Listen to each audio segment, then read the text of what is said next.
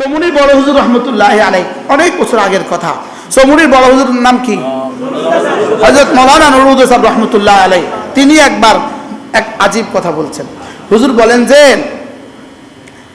বিদেশে যায়, বিদেশে যায় না, বিদেশে যায়। তো যাওয়ার পরে 40 বছর একটানা বিদেশ করছে।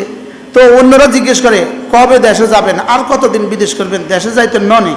তো উনি কি বলে, ভাই কিছুটা টাকা জমা করতেছি, কিছু টাকা আমি জমা করতেছি, ওই টাকাটা দিয়া লইয়া দেশে যাবো।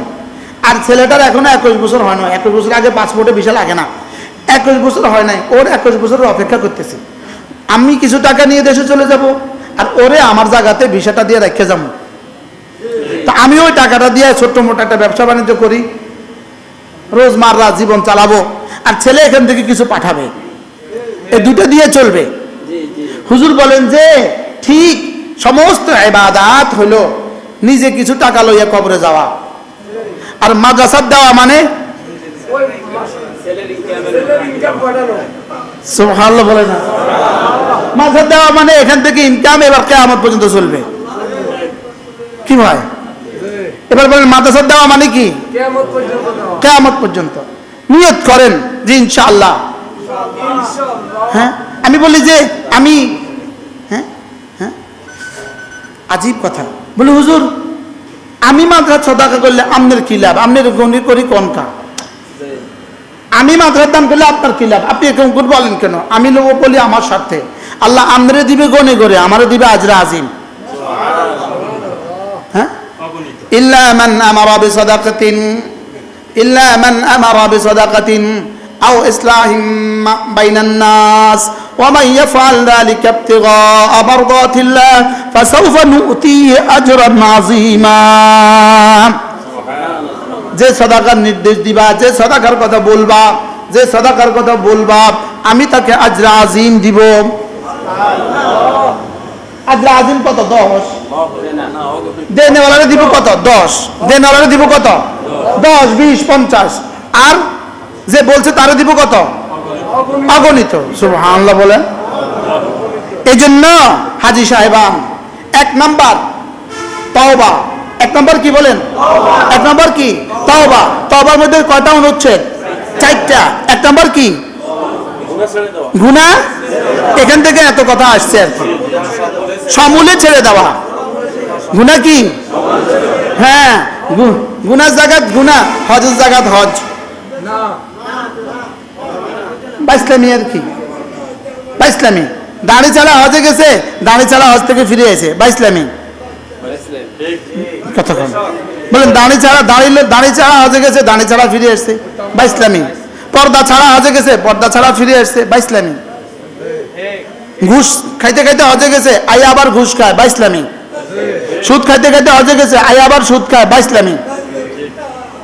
ফাইজলামি। বুঝে না কথা। এটা কি বলেন? এটা ফাইজলামি, এটা বাইসলামি, তামাশা, এটা তামাশা। তাহলে ইল্লা মান তাবা, 1 নম্বরে তওবা করলো। তওবা মানে গুনাহগুলো সমূলে ছেড়ে দিল। 2 নম্বরে আন-নাদামাতু আলা মা কান, অতীতের গুনাহগুলোকে মনে করে করে কাঁদতে থাকা, অতীতের গুনাহগুলোকে মনে করে করে কি থাকা? কাঁদতে থাকা। হাকিমুল উম্মত বলতেন, গুনাহ করে ভুলে যেও না, নেকি করে মনে রেখো না। নেকি করে কি রেখো না, আর গুনাহ করলে কি? আমরার অবস্থা কি জানেন নি? গুনাহ করলে আর মনে থাকে না, নেকি করলে বারবার মনে উঠে। ও গত 14 বছর আগে আমি উমরা করছিলাম। কি কয় জানেন? ওই যে এক বেটা বলছে, এক বেটা কি বলছে, ব্যয় নতুন ব্যয় আছে তোর, ওই বেটা হাজী সাহেব ছেলেকে বলতেছে, ওই আমার 3য় হজের যে জানামাজটা আনছিলাম ওটা নিয়ে আসো। কি ও কি কি বুঝেছে? নতুন ব্যয় কি বুঝেছে? বল না। আমি 3বার হজ করছি, 3বার হজ করছি, এটা কিন্তু ভুলে যায় না। এটা কিন্তু কি? এটা কিন্তু ভুলে না, কিন্তু বোনের হক যে মারি রাখছে এটা কিন্তু মনে নাই। তো কি বলছে? গুনাহ করে ভুলে যেও না, বলেন। আর নেকি করে ঠিক তেমনি ভাবে কারো থেকে যদি কর্জা নাও, কর্জা যদি লও, ভুলে যেও না। কারো যদি কর্জা দাও, যাও ভুলে যাও,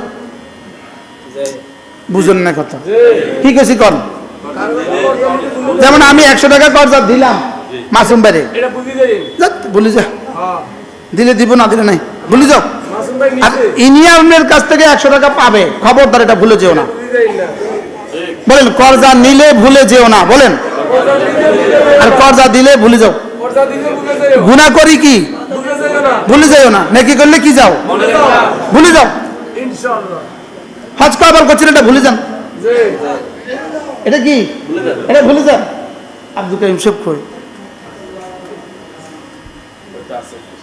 ওই আমাকে একজন আছে আমি এখন জিজ্ঞান হুজুর কয়বার হজ করছেন তার মনে নাই জিজ্ঞাসা করেন আপনি হজ কয়বার করছেন মনে নাই আমার একবার একজনে জিজ্ঞাসা বাইতুল্লাহর সামনে হুজুর আপনি কয়বার হজ করছেন আমি কি আপনি ওর বাইত কয়বার গেছেন আপনি শ্বশুর বাইত কয়বার গেছেন হুজুর শ্বশুর বাইত কয়বার গেছে এটা বুঝি মানুষের মনে থাকে আমি শ্বশুর বাইত গেছি এটা মনে থাকে না আমি আল্লাহর কাছে হয়েছি এটা মনে থাকবো কেমনে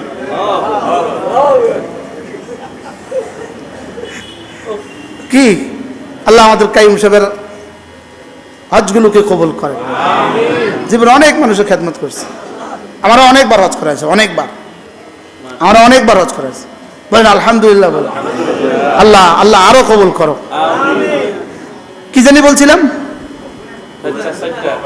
তওবার 1 নাম্বার কি গুনাহ সমূলে ছেড়ে দেওয়া 2 নাম্বার কি গুনাহ করা স্মরণ করার করে কান্না করা 3 নাম্বার হলো আর করব না ওয়াদা করা আর গুনাহ করব না ইনশাআল্লাহ বলেন ইনশাআল্লাহ সব গুনাহ আর কোনো গুনাহ করব না ইনশাআল্লাহ কয় নাম্বার গেল 4 নাম্বার হলো যদি বান্দার হক সম্বলিত হয় বান্দার হকটা বান্দাকে ফেরত দেওয়া এই 4টা যদি হয় এরপরে ঈমানে কামেল হয় এরপরে ফরজ ওয়াজিব সুন্নাত মুআক্কাদা ছুটে না বাস হাজী সাহেব নিশ্চিন্তে থাকেন ফালিউবাদদিল সাইয়্যাতিহিম হাসানাত নেকিকে গুনাহকে নেকি দ্বারা বদলায় দেবে রেজিস্টার সাফ রেজিস্টার কি লেকিন এখন হাজী সাহেব ফজর নামাজ পড়ে না তাহলে আমালান সালেহা হয় নাই কি বলছি বলেন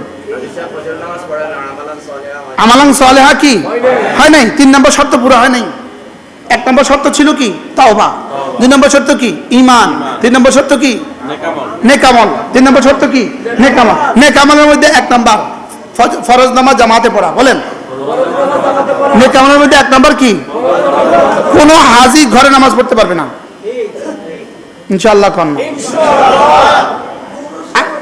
হ্যাঁ কোন হাজী জামাতে নামাজ পড়বে ইনশাআল্লাহ বলেন ইনশাআল্লাহ হাজী কিসের সাথে নামাজ পড়বে হাজী জামাতের সাথে নামাজ পড়বে মূলত হজ করতে গেছেন কি লাগা বাইতুল্লাহ বানাইছে কি লাগা আল্লাহ তাআলা বলেন আমি বাইতুল্লাহ কেন হযরত ইব্রাহিম বলেন রব্বানা লিইকিমুস সালাহ আল্লাহ আমি বাইতুল্লাহ কেন বানিয়েছি যেন ওরা নামাজ পড়ে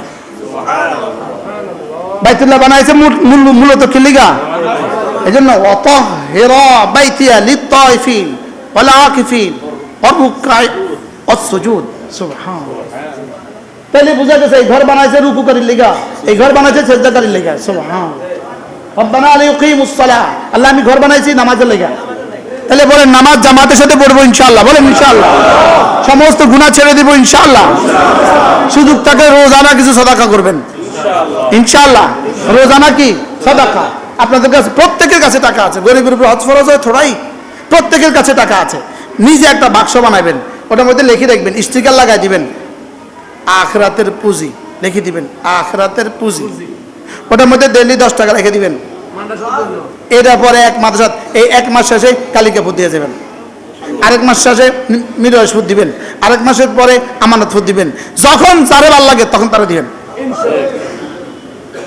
ইনশাআল্লাহ কয় না যে আমি কি 1 মাদ্রাসার ওয়াজ করি শুধু আমি কি শুধু কালিকাপুরের প্রতিনিধি না সব মাদ্রাসার কথাই কইছি আল্লাহ তাআলা যেন এই মাদ্রাসাকে কবুল করেন হুজুর রাহমাতুল্লাহ আলাইহি রেখে যাওয়া এই মাদ্রাসা আপনাদের কাছে আমানত